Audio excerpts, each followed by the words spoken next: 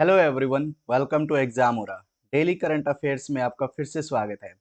आज के सेशन में हम 25 जून की मोस्ट इंपॉर्टेंट न्यूज़ को डिस्कस करेंगे, लेकिन उससे पहले हम डिस्कस करेंगे अपने कुछ इंपॉर्टेंट एमसीक्यूज को। तो बढ़ते हैं अपने पहले एमसीक्यू की तरफ। पहला क्वेश्चन है, international Olympic day is celebrated on which day across the globe. आपको बताना ये है कि अंतर्राष्ट्रीय ओलंपिक दिवस किस दिन दुनिया भर में मनाया जाता है। तो ये मनाया जाता है 23 जून को। तो यहाँ पर जो करेक्ट ऑप्शन है वो है 23 जून। पूरे विश्व में 23 जून को अंतर्राष्ट्रीय ओलंपिक दिवस मनाया जाता है। उसके बाद dash is observed as United Nation public service day. किस दिन को यूनाइटेड नेशन के पब्लिक सर्विस डे दिवस के रूप में मनाया जाता है।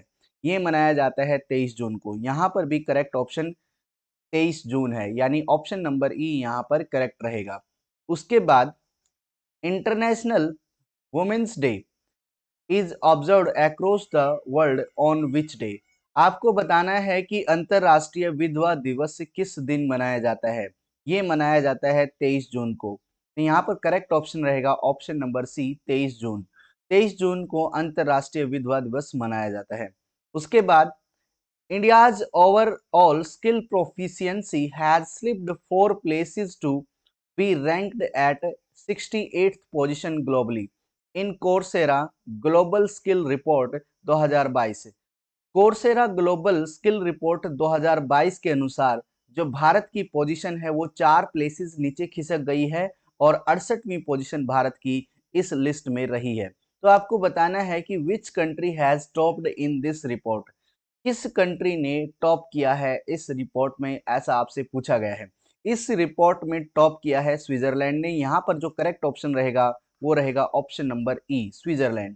उसके बाद who has been appointed as the Director General of New Development Bank India regional office in gift city. देखिए, गिफ्ट सिटी में एनडीबी ने यानी न्यू डेवलपमेंट बैंक ने अपना एक रीजनल ऑफिस खोला है। तो इस रीजनल ऑफिस के नए डायरेक्टर जनरल कौन होंगे? ये होंगे अपने डीजे पांडे। यहाँ पर जो करेक्ट ऑप्शन है वो है option number D, DJ Pandey. DJ Pandey new development bank के रीजनल ऑफिस गिफ्ट सिटी में जो रीजनल ऑफिस रहेगा उसके डायरेक्टर जनरल रहेंगे। उसके बाद who has become the first woman president of federation of international cricket association, फीका की पहली महिला प्रेसिडेंट कौन रहेंगी? ये रहेंगी लीजा स्थालेकर। तो यहाँ पर जो करेक्ट ऑप्शन है वो है option number B, Lisa Sthalekar. ठीक है। उसके बाद Ranjit Bajaj has been named chairman of advisory committee to assist the supreme court appointed committee of administrator. तो देखिए, रंजीत बजाज को एक चेयरमैन बनाया गया है, एडवाइजरी कमेटी का चेयरमैन बनाया गया है, और ये एडवाइजरी कमेटी सुप्रीम कोर्ट के द्वारा गठित एक कमेटी ऑफ एडमिनिस्ट्रेटर को क्या करेगी? हेल्प करेगी। ठीक है। तो रंजीत बजाज को जिस एडवाइजरी कमेटी के मतलब एक चेयरमैन के रूप में बनाया गया है, तो ये कमेटी ऑफ एडमिनिस्ट्रेटर किस ऑर्गेनाइजेशन के डे टू डे अफेयर्स को डील करेगी? ठीक है। दोबारा सुनिए, रंजीत बजाज को चेयरमैन बनाया गया है एक एडवाइजरी कमेटी का, और ये एडवाइजरी कमेटी सुप्रीम कोर्ट द्वारा गठित एक कमेटी ऑफ एडमिनिस्ट्रेटर को हेल्प करेगी। तो आपको बताना है कि जो कमेटी ऑफ एडमिनिस्ट्रेटर है जो कि सुप्रीम कोर्ट ने जिसको गठित किया है, वो किस ऑर्गेनाइजेशन के डे टू डे अफेयर्स को देखेगी? तो ये देखेगी अपने ऑल इंडिया फुटबॉल फेडरेशन के डे टू डे इवेंट्स को, यानी अफेयर्स को। ठीक है। तो ऑल इंडिया फुटबॉल फेडरेशन के डे टू डे अफेयर्स को कौन देखता है? Committee of administrator. ठीक है, ये आपको ध्यान रखना है। उसके बाद which organization has unveiled its patent indigenous solar cook top. देखिए, हाल ही में एक solar system, solar cook system को लॉन्च किया गया था जिसका नाम है सूर्य नूतन। तो आपको बताना है ये सूर्य नूतन किस ऑर्गेनाइजेशन के द्वारा डेवलप किया गया है, अनवील किया गया है? ये किया गया है इंडियन ऑयल कॉर्पोरेशन के द्वारा। तो यहाँ पर जो करेक्ट ऑप्शन है वो है ऑप्शन नंबर बी। उसके बाद neo banking platform Freo has launched its digital saving account Freo save in partnership with. देखिए हाल ही में नियो बैंकिंग प्लेटफॉर्म जिसका नाम है फ्रीओ, उसने एक डिजिटल सेविंग अकाउंट खोला है जिसका नाम है फ्रीओ सेव। तो आपको बताना है इस फ्रीओ ने किसके साथ कॉरपोरेशन करके, किसके साथ समझौता करके ये Freo save digital saving account open किया है। तो ये किया है इक्वेटस स्मॉल फाइनेंस बैंक के साथ मिलकर, ठीक है। तो फ्रीओ ने इक्वेटस स्मॉल फाइनेंस बैंक के साथ मिलकर इस फ्रीओ सेव एक डिजिटल सेविंग अकाउंट को लॉन्च किया है। उसके बाद what is the theme of international Olympic day 2022? तो आपको बताना है कि 2022 के वर्ल्ड ओलंपिक डे की थीम क्या थी। तो इस दिन की थीम थी together for a peaceful world. तो यहाँ पर जो करेक्ट ऑप्शन है वो है option number A, together for a peaceful world इस साल यानी 2022 के ओलंपिक डे की थीम थी।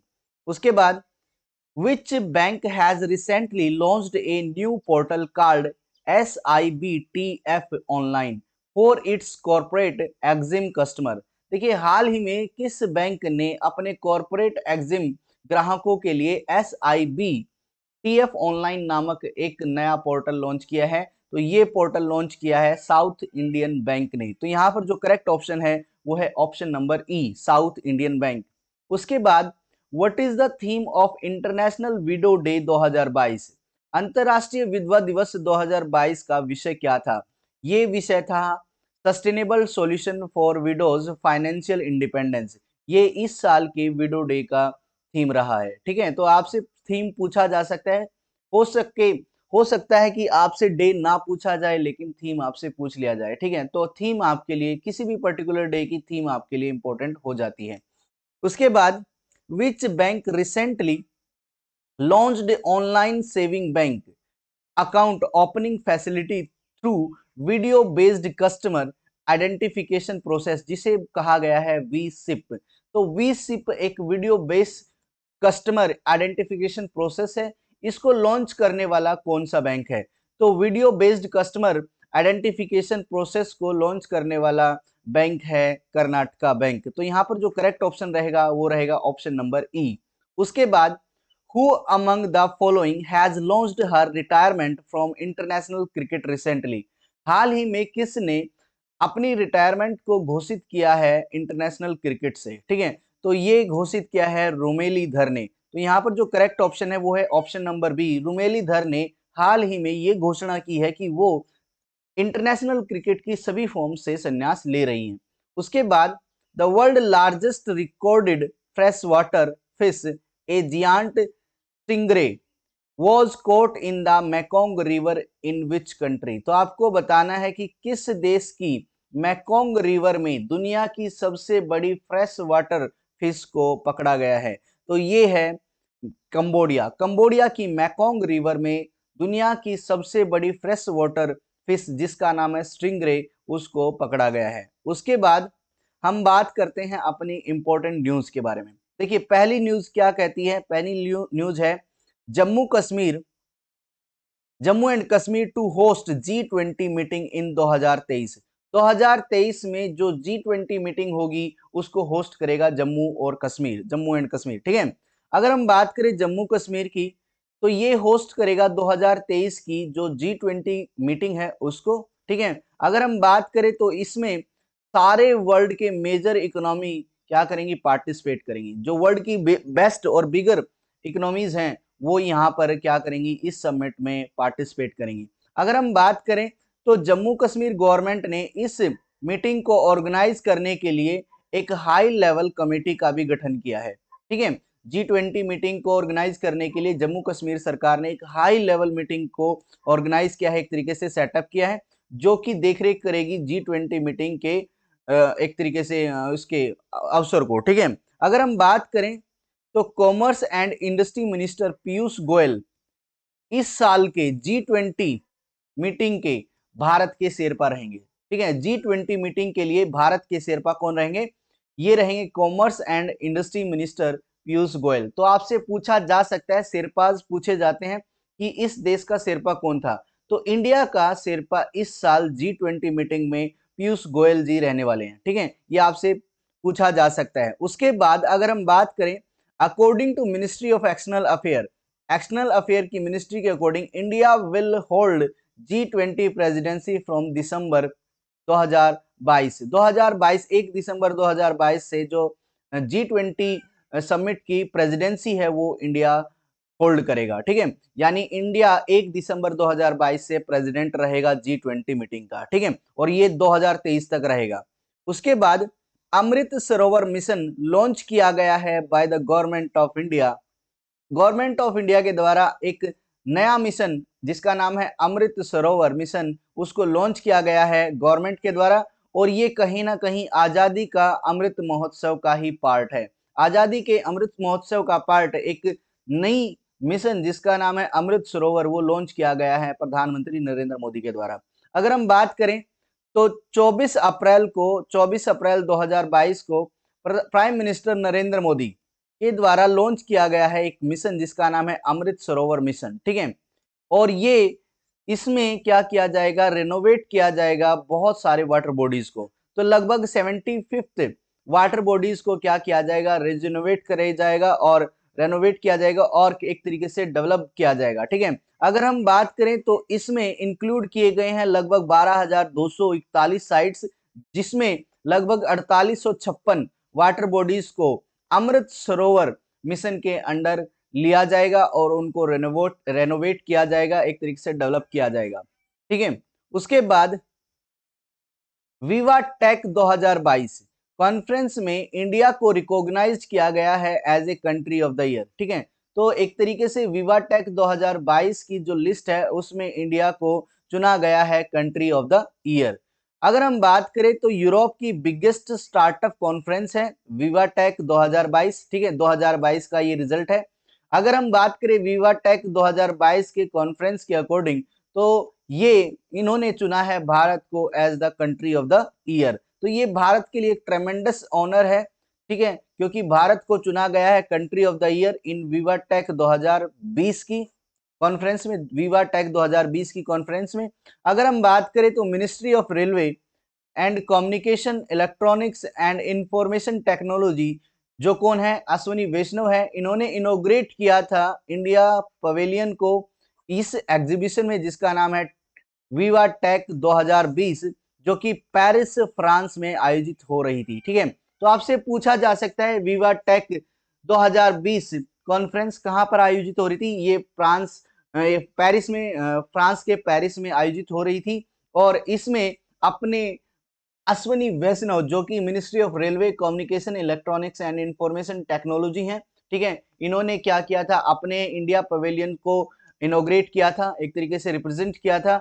और इस कॉन्फ्रेंस में, विवा टेक 2020 कॉन्फ्रेंस में भारत को चुना गया है कंट्री ऑफ द ईयर, ये आप याद रखेंगे। उसके बाद Ookla speed test global index, India rank 115th, यानी 115वीं रैंक भारत की आई है Ookla speed test global index में। तो ये जो रैंकिंग है आपसे पूछी जा सकती है, कोई भी रैंकिंग हो आपके लिए इंपॉर्टेंट हो जाती है। तो स्पीड टेक्स ग्लोबल इंडेक्स ये रिलीज की गई है एक network intelligence and connectivity insight में। ठीक है, जिसका नाम है ऊकला। ऊकला ये शो करता है कि इंडिया ने रिकॉर्ड की है 14.28 Mbps की स्पीड, जो कि मोबाइल डाउनलोड स्पीड है। ठीक है, in the month of May में जो इंडिया में हाईएस्ट स्पीड रिकॉर्ड की गई है, डाउनलोडिंग स्पीड रिकॉर्ड की गई है, वो 14.28 Mbps रिकॉर्ड की गई है। ठीक है, और ये बेटर है 14.19 Mbps जो कि अप्रैल में रिकॉर्ड की गई थी। और इसी के साथ जो इंडिया की रैंकिंग है वो 115 रही है, यानी 115वीं रैंक ऊकला स्पीड टेस्ट में रही है। ठीक है, अगर हम बात करें तो जो इंडिया है वो अब 115वीं पोजीशन पर आ गया है। नॉर्वे और सिंगापुर ये क्या है, टॉप पोजीशन पर है, टॉप स्पॉट पर है ग्लोबल मोबाइल स्पीड टेस्ट में। अगर हम बात करें तो इनकी स्पीड कितनी है, 129.40 Mbps है। ठीक है, यहाँ पर 14-15 Mbps है, तो वहां पर कितनी है, 130 Mbps के करीब पहुंचने वाली है। ठीक है, और अगर हम बात करें फिक्स्ड ब्रॉडबैंड स्पीड की तो ये 209.21 Mbps है। 209 यानी 210 Mbps के करीब वहां पर क्या है, स्पीड है, कहां पर, नॉर्वे और सिंगापुर में। तो नॉर्वे और सिंगापुर इस इंडेक्स में टॉप पर रहे हैं। ठीक है, और इंडिया की पोजीशन 115वीं रही है। उसके बाद ओरेकल ने इंट्रोड्यूस किया है OCI dedicated region for Indian market. देखिए इंडियन मार्केट के लिए ओरेकल ने क्या किया है, एक ओसीआई डेडिकेटेड रीजन बनाया है। अब हम बात करते हैं ओसीआई है क्या। देखिए यूएस बेस्ड एक टेक्नोलॉजी है जिसका नाम है ओरेकल क्लाउड इंफ्रास्ट्रक्चर, ठीक है, जिसे ओसीआई बोलते हैं। ओसीआई मतलब ओरेकल ओरेकल क्लाउड इंफ्रास्ट्रक्चर, ठीक है।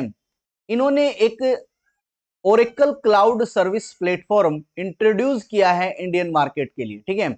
अब ये ओरेकल क्लाउड है क्या, इसके बारे में पढ़ लेते हैं। ओरेकल क्लाउड क्या है, ये क्लाउड कंप्यूटिंग सर्विस है, क्लाउड कंप्यूटिंग सर्विस है जो प्रोवाइड करता है servers, storage, network, application, service and a global network of Oracle corporation managed data centre, ठीक है। तो अगर आपको सर्वर चाहिए तो सर्वर कहां से ले सकते हैं आप, ओरेकल क्लाउड से ले सकते हैं।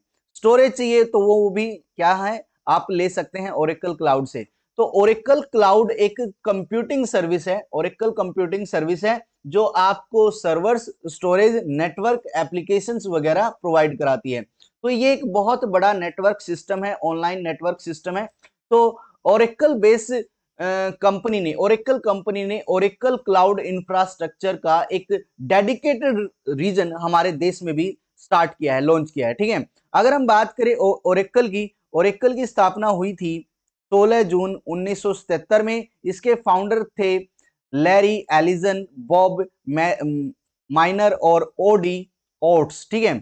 ऐसे ही हेडक्वार्टर देखा जाए तो ओरेकल का हेडक्वार्टर है ऑस्टिन टेक्सास यूएस में, और इसके सीईओ हैं सफरा अदा कैड्ज। सफरा अदा कैड्ज इसके क्या है, सीईओ हैं। तो ओरेकल के लिए जो ये इंफॉर्मेशन है ये आपके लिए इंपॉर्टेंट है। ये इसमें पूछा जा सकता है कि ओरेकल के फाउंडर कौन है, इसकी स्थापना कब हुई थी, इसके सीईओ कौन है, ठीक है। तो ये जो डाटा है आपके लिए बहुत ही इंपॉर्टेंट डाटा है। उसके बाद world gold council report, India ranked 4th in global gold recycling. देखिए अगर हम बात करें वर्ल्ड गोल्ड काउंसिल रिपोर्ट की तो इंडिया की चौथी रैंक है ग्लोबल गोल्ड रिसाइकलिंग में, ठीक है। तो कितना इंडिया कितना ज्यादा गोल्ड रिसाइकल करता है, ये एक रिपोर्ट में पाया गया है कि इंडिया चौथे स्थान पर है। अगर हम बात करें तो वर्ल्ड गोल्ड काउंसिल रिपोर्ट की, तो ये इंडिया इसमें चौथे स्थान पर रहा है वर्ल्ड में, ठीक है। और इसने 75 टन 2021 में 75 टन गोल्ड को रिसाइकल करके चौथा स्थान हासिल किया है, वर्ल्ड में चौथा स्थान हासिल किया है। अगर हम बात करें तो चाइना टॉप पर है, और चाइना ने लगभग 168 टन सोना क्या है, एक तरीके से रिसाइकल किया है 2021 में।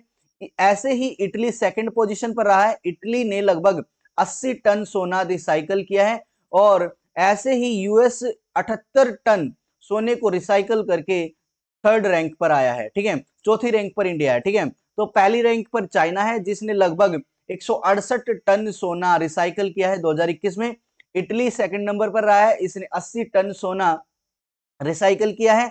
78 टन सोना जो यूएस है उसने रिसाइकल किया है 2021 में, और 75 टन सोना रिसाइकल करके भारत चौथी पोजीशन पर आया है, ठीक है। अगर हम बात करें वर्ल्ड गोल्ड काउंसिल रिपोर्ट के हेडक्वार्टर की तो ये लंदन यूनाइटेड किंगडम में है। और वर्ल्ड गोल्ड काउंसिल रिपोर्ट ये इसकी स्थापना हुई थी 1987 में, और वर्ल्ड गोल्ड काउंसिल रिपोर्ट के सीईओ हैं डेविड टेट। अगर हम बात करें वर्ल्ड गोल्ड काउंसिल रिपोर्ट के प्रेसिडेंट की तो ये है कैल्विन डुस्नी स्काई, ठीक है, डजनी स्काई, ठीक है। तो ये हैं कैल्विन डजनी स्काई, ठीक है। उसके बाद हम बात करते हैं first India Nepal Bharat Gaurav tourist train flagged of. देखिए हाल ही में जो भारत की पहली भारत नेपाल भारत गौरव टूरिस्ट ट्रेन है उसको हरी झंडी दिखाई गई है। अगर हम बात करें तो पहली भारत गौरव टूरिस्ट ट्रेन जो कनेक्ट करती है प्लेसेस को, रामायणा सर्किट इन इंडिया में और नेपाल को कनेक्ट करती है, ये इसको हरी झंडी दिखाई गई है कहां से, सफदरगंज रेलवे स्टेशन नई दिल्ली से, ठीक है। सफदरजंग रेलवे स्टेशन नई दिल्ली से इसको हरी झंडी दिखाई गई है। अगर हम बात करें भारत गौरव ट्रेन की तो ये लगभग 500 टूरिस्ट को लेकर जाएगी इंडिया से, कहां पर, जनकपुर धाम रेलवे स्टेशन नेपाल में, ठीक है।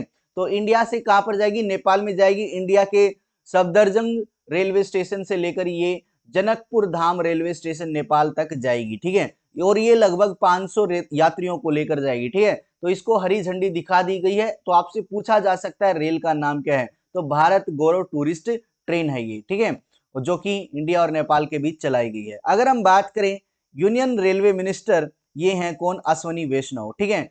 यहाँ पर इन्होंने क्या किया था, इसको हरी झंडी दिखाई थी। और साथ ही साथ अपने कल्चरल मिनिस्टर जिसका नाम है जी किशन रेड्डी, इन्होंने ये भी क्या थे, झंडी दिखाने में क्या है, शामिल थे।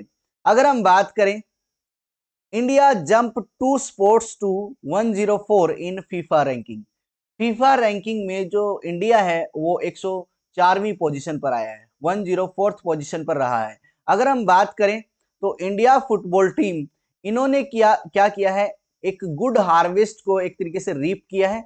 और एशियन कप क्वालिफाई करने के बाद इन्होंने 104वीं पोजीशन हासिल की है फीफा वर्ल्ड रैंकिंग में, ठीक है। तो फीफा वर्ल्ड रैंकिंग में भारत की पोजीशन 104 रही है। और ये पहले से अब सुधर गई है, पहले 106 थी, अब ये 104 हो गई है। 2 प्लेस जो इंडिया है वो ऊपर खिसक गया है। अगर हम बात करें तो न्यूजीलैंड जो भारत से ऊपर है वो न्यूजीलैंड है। और न्यूजीलैंड कितनी पोजीशन पर है, न्यूजीलैंड है 103वीं पोजीशन पर। और अगर हम बात करें तो एशियन फुटबॉल कन्फेडरेशन में जो इंडिया की पोजीशन है वो 19वीं पोजीशन है, ठीक है। तो एशिया में 19वीं पोजीशन है और वर्ल्ड में 104वीं पोजीशन है। अगर हम बात करें ईरान की, तो ईरान एशियन फुटबॉल कन्फेडरेशन में टॉप पर है, ठीक है। तो ईरान टॉप पर है एशिया में, ईरान टॉप पर है। और एशिया में इंडिया 19वीं पोजीशन पर है। वर्ल्ड में जो इंडिया है वो 104वीं पोजीशन पर है। अगर हम बात करें टॉप की, तो लिस्ट में टॉप किया है ब्राजील ने और सेकंड पोजीशन पर रहे हैं बेल्जियम, ठीक है। तो बेल्जियम सेकंड पोजीशन पर, फर्स्ट पोजीशन पर ब्राजील, इंडिया 104वीं पोजीशन पर। इंडिया एशिया में 19वीं पोजीशन पर और एशिया में टॉप पोजीशन पर है ईरान। अगर हम बात करें फीफा के प्रेसिडेंट की, तो गियानी इन्फेंटिनो है। अगर हम बात करें इसकी स्थापना की, तो ये 21 मई 1904 में इसकी स्थापना हुई थी और इसका हेडक्वार्टर जूरिक स्विट्जरलैंड में है। उसके बाद BRO cafe to be established at 75th border area in 12 state and UT, defence minister approved.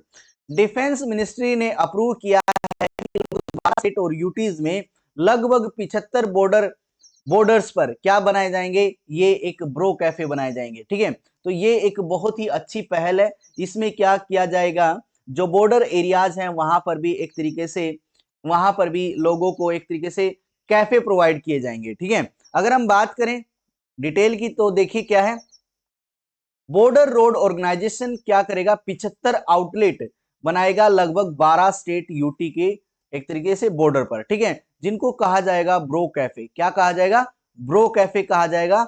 और ये लगभग 12 स्टेट और यूटीज के लगभग 75 बॉर्डर्स एरिया पर ये ब्रो कैफे बनाए जाएंगे।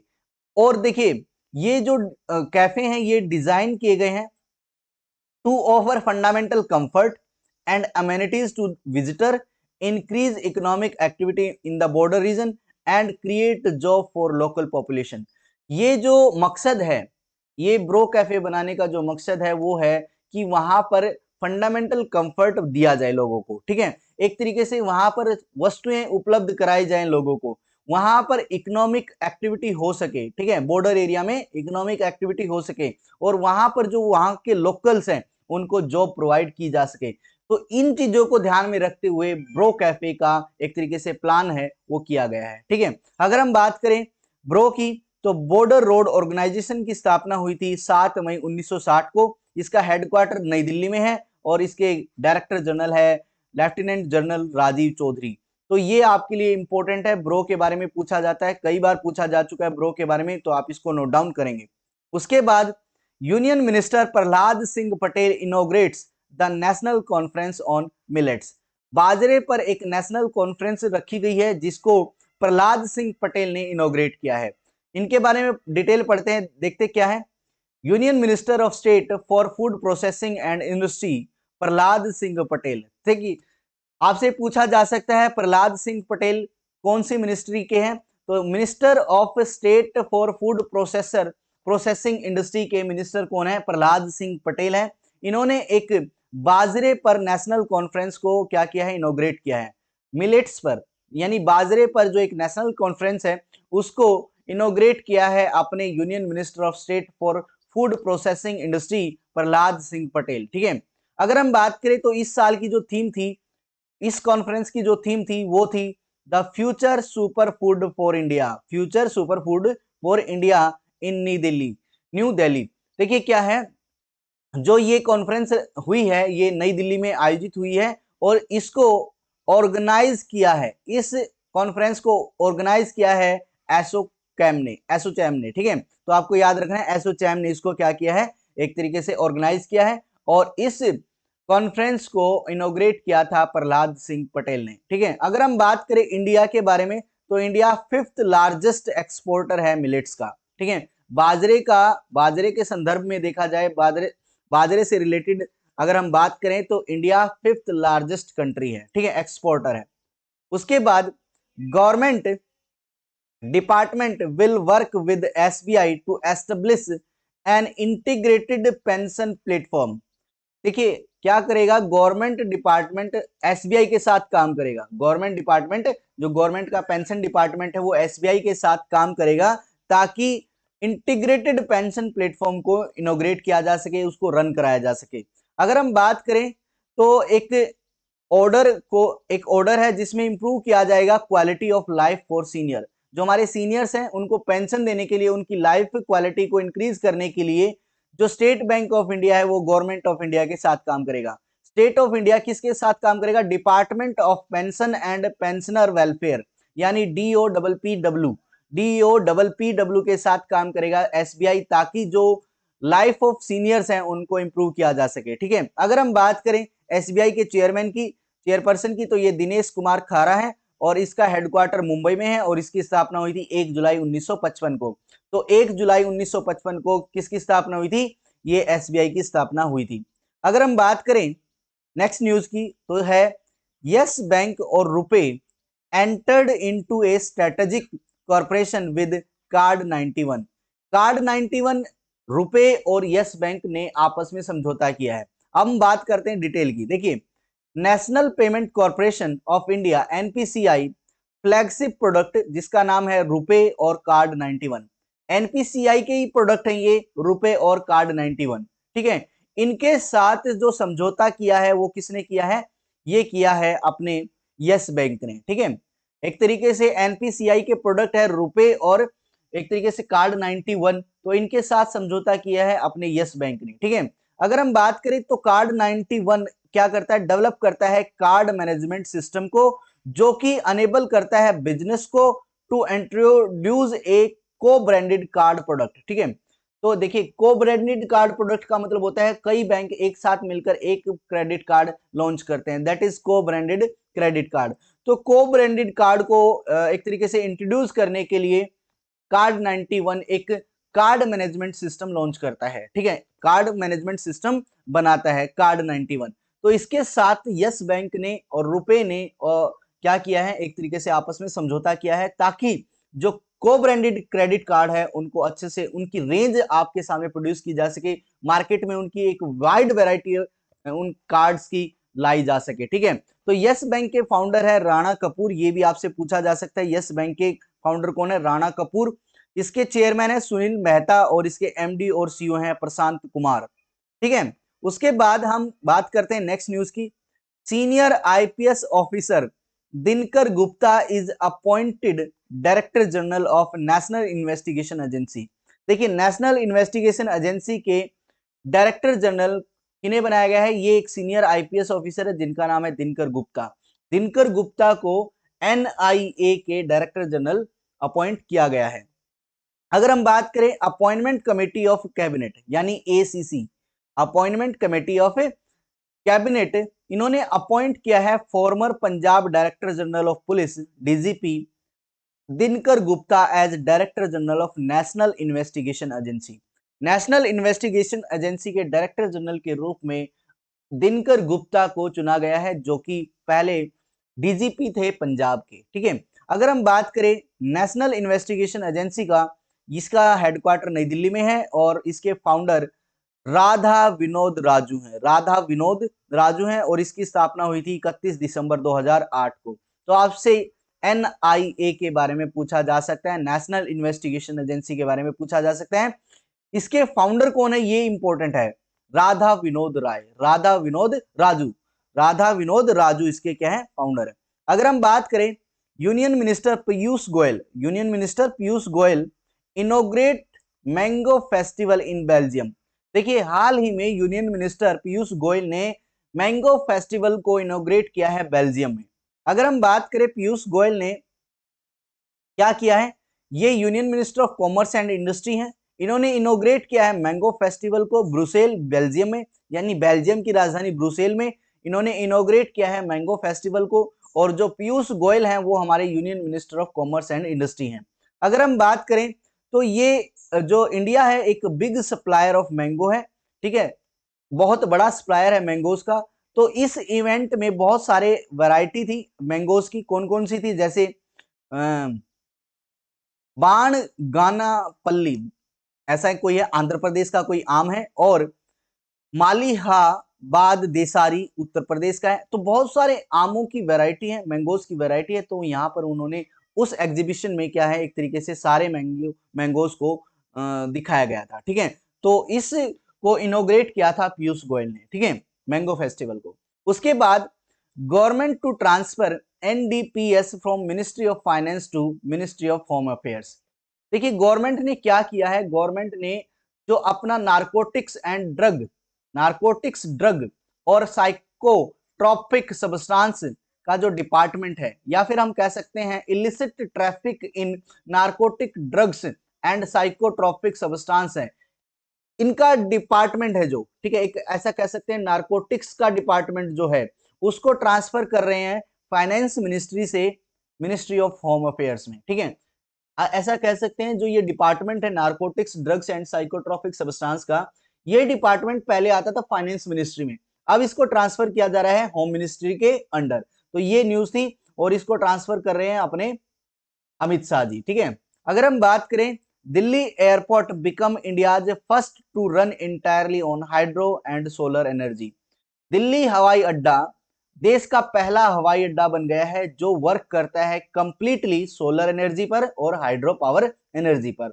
अगर हम बात करें दिल्ली एयरपोर्ट की, इंदिरा गांधी इंटरनेशनल एयरपोर्ट की, तो ये इंडिया का फर्स्ट एयरपोर्ट बन गया है जो कि इंटायरली रन करता है हाइड्रो एंड सोलर पावर पर, ठीक है। अगर हम बात करें तो ये नेट जीरो कार्बन एमिशन 2030 तक के जो मिशन को क्या कर रहा है एक तरीके से फुलफिल कर रहा है। अगर हम बात करें दिल्ली इंटरनेशनल एयरपोर्ट लिमिटेड ने क्या किया, Himachal Pradesh based hydro power producing company के साथ 2036 तक इलेक्ट्रिसिटी प्रोवाइड करने के लिए समझौता किया था, ठीक है।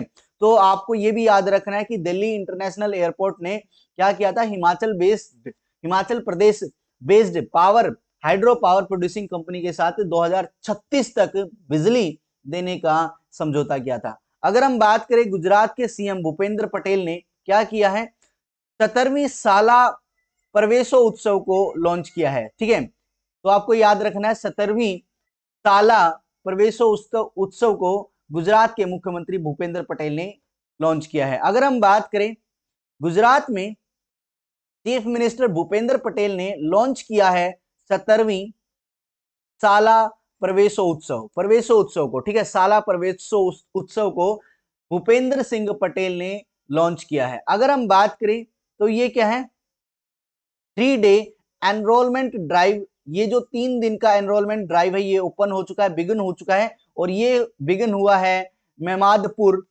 Primary school in Vadgam taluka of Banaskantha district में इसकी शुरुआत की गई है। अगर हम बात करें कैपिटल की गुजरात की, तो इसकी कैपिटल है गांधीनगर और इसके गवर्नर है आचार्य देवव्रत और यहाँ के चीफ मिनिस्टर है भूपेंद्र भाई पटेल, ठीक है। तो ये थी आज की न्यूज। आई होप सारी न्यूज आपको समझ में आ गई है, और अगर ये सेशन आपको अच्छा लगता है तो इसको लाइक कीजिए, शेयर कीजिए और सब्सक्राइब कीजिए चैनल को। Thank you very much.